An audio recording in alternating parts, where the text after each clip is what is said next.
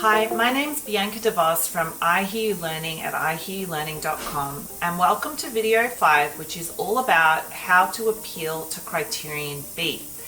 If you haven't watched the video, which was video 4 on how to appeal to Criterion A, you should really watch that video first, as this lesson builds on a lot of those skills, and you really want to have an overview of all of these skills together to get as close to or into that level 7 that you're aiming for. So before you watch this video, make sure you've watched the previous one on appealing to Criterion A. Otherwise, let's get started on your literary analysis skills and how to appeal to Criterion B. Individual oral Criterion B and your literary extract. So this video's focus is on how to appeal to Criterion B band 9 to 10. And to do this, you will need to learn how to identify authorial choices and what the term authorial choices means. How to analyze and evaluate how authorial choices present the global issue. How to make sure your analysis is relevant and insightful. And how to demonstrate a thorough and nuanced understanding of authorial choices and how they are used to present your global issue. So what have we done so far? In videos 1 to 4, I left you with homework. And if you've made it to video 5, you should have the following with you. You've selected your literary text. You have selected your non-literary text. You have created your global issue and have rooted it in the field of inquiry it comes from. And you have a literary extract that you would like to work with. And additionally, you have learnt how to appeal to Criterion A when presenting your literary extract in your individual oral. That's the most recent skill you've learnt. That's your most recent checklist. And if you haven't yet watched the video on how to appeal to Criterion A when presenting your literary extract, you need to really watch that before you start this video, because we're going to build on the steps from that video in this one. So just pause and watch that video first. Here's the extract again. And we're going to be analyzing a quote from it in this lesson. I've read through the extract in the video that focused on Criterion A, so I'm not going to read through it again, as you should already be familiar with it. And if you are not, then go and watch video A, or the video that focuses on Criterion A. So again, just a short reminder, number the lines as demonstrated, because it allows you to better navigate the poem, and it allows your teacher to direct you for specific lines for teacher questioning. No need to number every line. Every 5th line is sufficient. And for more layout tips, please refer to the video 4 that focuses on Criterion A, because I went through the layout in further detail there. So you have your extract, you've numbered your lines, and now you're going to appeal to Criterion B, which is all about analyzing and evaluating the way in which authorial choices present the global issue. We're going to take a look at some of these key terms and figure out exactly what the examiners want. So here we've got the questions to guide the examiner's marking. Criterion B, analysis and evaluation. And then we have the top band descriptor. We're going to zoom in on each of these separately, and we're going to really deconstruct what this means, what this language means. So for Criterion B, we've got your analysis and your evaluation. And just a quick note that Criterion B is definitely the criterion that students find the most challenging. And when writing examining reports, it's consistently flagged as the criterion where students lose the most marks. So let's take a look at the guiding question for this criterion. This is what examiners are asking themselves when they're figuring out where to place you. So, analysis and evaluation. How well does the candidate use his or her knowledge and understanding of each of the extracts and their associated works or texts to analyze and evaluate the ways in which authorial choices present the global issue? Authorial choices are stylistic and structural devices. Authorial choices are very important, and my course on how to succeed in the IO contains a PDF full of stylistic and structural devices that authors use. I'm sure you have a bank of your own from your own learning, and we're going to look at these stylistic and structural devices, or zoom in on how to blend them into your individual oral. And we're going to look at how to analyze and evaluate effectively. So we've already looked in the previous video at knowledge and understanding of the extracts. This video is really focusing on your ability to analyze and evaluate what the author is doing in the text, the choices that they use, and how those authorial choices present the global issue. So what exactly does a 7 look like? Let's take a closer look at the highest band descriptor for Criterion B. And this is the band that you're aiming for if you want a firm 7. So the skill that you want to be showing is your ability to analyze and evaluate both the extracts and the bodies of work.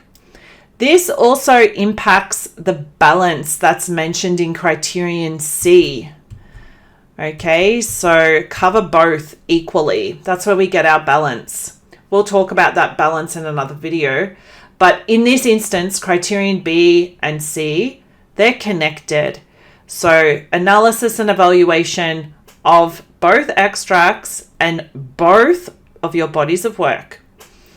What does it mean to be relevant and insightful? Well, is your analysis connected to your global issue and your quote?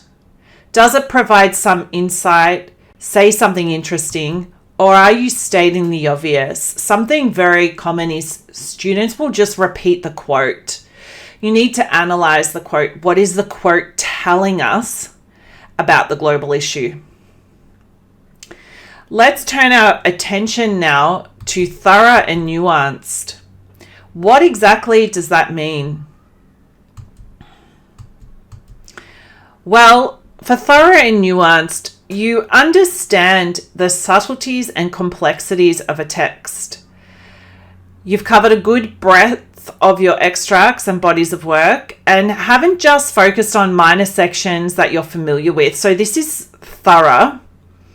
The thorough is the good breadth, and the subtleties and complexities are your nuanced. So this might be something as subtle as how a character's word choice indicates their tone, and in turn how they feel about a topic or another character. So this is really where a level 7 stands out, because this nuance, more so than being thorough, but thorough is definitely a part. Let's say they're equal.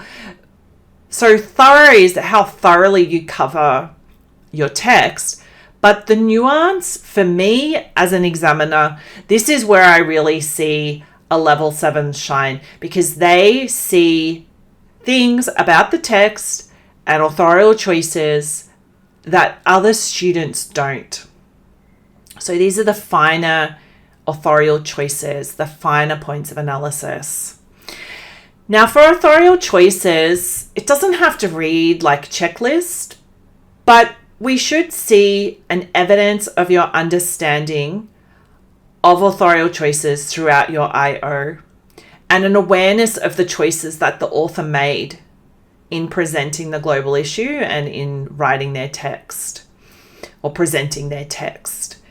So that's what we're looking for at a 9 to 10, and that's unpacking that 9 to 10. Now we're going to look at how to analyze effectively. So let's take a look in more detail and let's continue to unpack this band 9 to 10. Analysis and evaluation of the extract and their works or texts are relevant and insightful, and there is a thorough and nuanced understanding of how authorial choices are used to present the global issue. This is our 9 to 10 descriptor. Let's take a look at how to hit that band. So we're starting with step 4. Steps 1 to 3 are in the previous videos. You should have your homework from that video, and now you're going to build on it, and you will be in quite a good position by the time you finish this video if you're following these steps. So in video 4, I took you through steps. Video 4 is the one that focuses on Criterion A. I took you through steps 1 to 3 to guide you in beginning to structure your analytical paragraph. Now we're looking at step 4, which is about identifying authorial choices. So I want you to consider Criterion B and prepare to do the following. Identify the authorial choice or choices the author makes in the points you highlighted in step 1 of video 4. By points here, I mean quotes. You highlighted 4 quotes in step 1. I want you to take a look at them now. And I want you to identify the authorial choices. So have that work in front of you. For me, I highlighted this quote. Woke up with a head on the pillow beside me. Whose? What did it matter? Now, what do I have in here? I have rhetorical questions. There's 2. And I have parenthetical hyphens. So there's a lot for me to analyze here. I have 2 rhetorical questions and I have parenthetical hyphens in one quote. And I've highlighted 3 to 4 from my extract. From authorial choices, when you're looking at authorial choices, you really want to have a mix of literary choices and structural choices. So a rhetorical question, I would call that a literary device. And a parenthetical hyphen is a structural device. Some people would disagree with a rhetorical question. Maybe they would place it in structural. A more obvious literary device is anything that's metaphorical. But these are mine. So I can do a lot with my quote. So pause the video and go and do this now before we move on to step 5. Just when you're looking at the quotes that you've chosen, you want to choose quotes that have multiple authorial choices for you to discuss, as you just saw in my example. And you want to choose quotes that allow you to make multiple interpretations. Why? Well, remember nuance. You want to have a thorough and nuanced understanding. Well, if you're able to make a multiple interpretation about a quote, you're able to look at it from a nuanced point of view. One person may view it this way, but alternatively, we can also interpret the quote in this way. Now that you've done that for step 4, let's move on to step 5. Consider Criterion B and prepare to do the following. Insightfully analyze and evaluate how the authors present the global issue using the authorial choices that you've already highlighted. Analyzing and evaluating is something that students find quite difficult. So we're going to do that together. So ask yourself these questions when you want to analyze and evaluate. Respond to these questions as part of your analysis and evaluation. What does the quote tell us about the author and their views on the global issue? What does the quote tell us about the global issue? What devices are being used and to what effect? Don't respond to them robotically, but when you are analyzing and evaluating the quote, use these questions as jumping off points. And remember, when you analyze and evaluate, everything must be focused on the context of your global issue. Do not veer away. Do not go off-piste. You only have 10 minutes, so you need to make use of every single second. In the upcoming slides, we're going to complete a full demonstration of meeting Criterion B.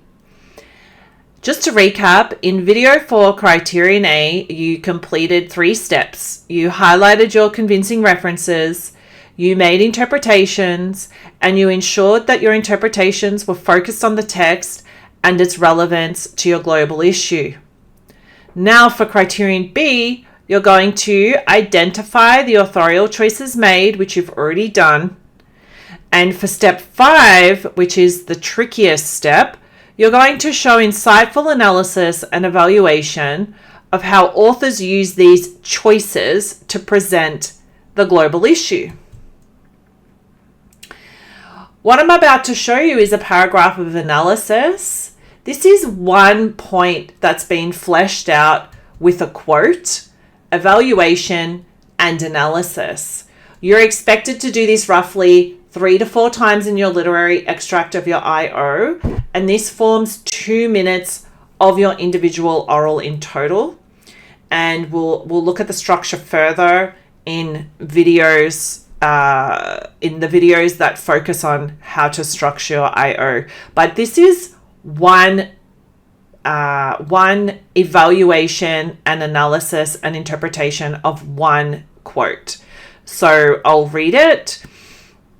So here we are insightfully analyzing and evaluating how the authors present the global issue using an authorial choice. So it's a focus on one quote where you've highlighted 3 to 4. So Duffy uses rhetorical questions and parenthetical hyphens when Salome states that she woke up with a head on the pillow beside me. Whose? What did it matter? Here, the female is empowered in what is a traditionally male realm of the sexual conquest and places a female firmly in control. This demonstrates what some perceive to be female empowerment in a patriarchal world, while others believe that women in this role are detaching themselves from their traditionally female roles of being emotional and vulnerable and acting like men in order to succeed or seem non-committal in the world of dating. The use of 2 rhetorical questions, the first, seemingly a response to a question asked by an unknown person, highlights the detachment Salome feels towards her sexual partner, claiming back the traditional male role of the conquests whose names she cannot recall and doesn't care to. Duffy's use of parenthetical hyphens isolates the question of whose, implying that Salome is somewhat incredulous that someone would even ask her what her conquest's name was. So let's unpack this. So we're going to pull apart this analysis and see the different components that form this point.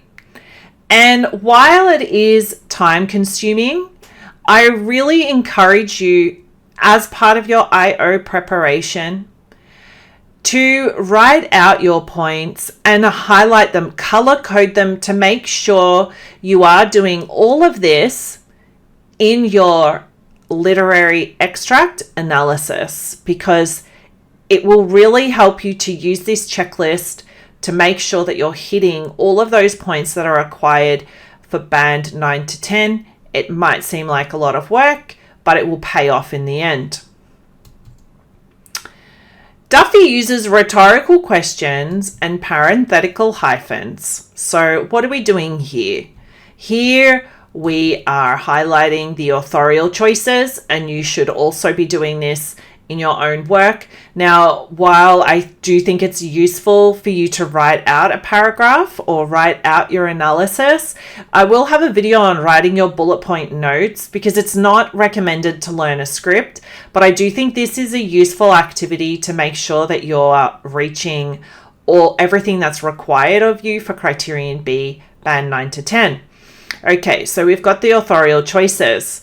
Duffy uses rhetorical questions and parenthetical hyphens when Salome states that she woke up with a head on the pillow beside me. Whose? What did it matter? Well, here we have a well-chosen, convincing reference or quote. Why is it well-chosen or convincing? Well, we looked at this in the previous video, but it's a very clear link to the global issue. Here, the female is empowered in what is the traditionally male realm of the sexual conquest, and places a female firmly in control. So this is an interpretation. This is me interpreting the quotation, and it's me. I'm making a persuasive interpretation of the text's implication in relation to the global issue. It explores how the text is relevant to, and it explores the global issue. Mind that S drop there.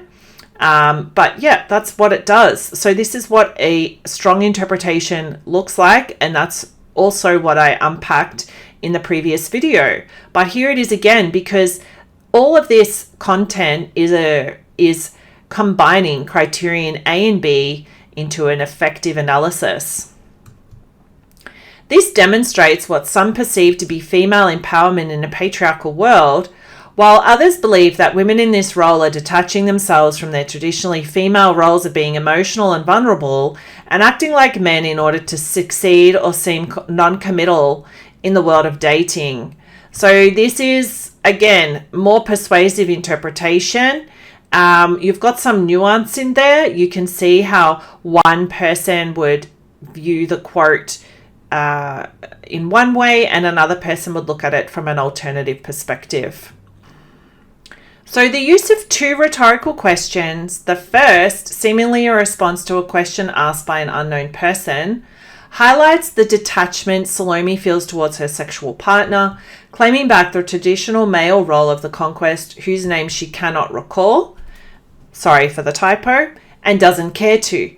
Duffy's use of parenthetical hyphens isolates the question of whose, implying that Salome is somewhat incredulous that someone would even ask her what her conquest's name was, with the possessive needed there. So what is happening here? Here you have insightful analysis and evaluation of how the author presents the global issue and how the author is using their authorial choices, which is what we're talking about here. Here we've got the nuanced understanding of how authorial choices present the global issue. Okay, so you have the two alternative viewpoints and an unpacking of the use of the authorial choices.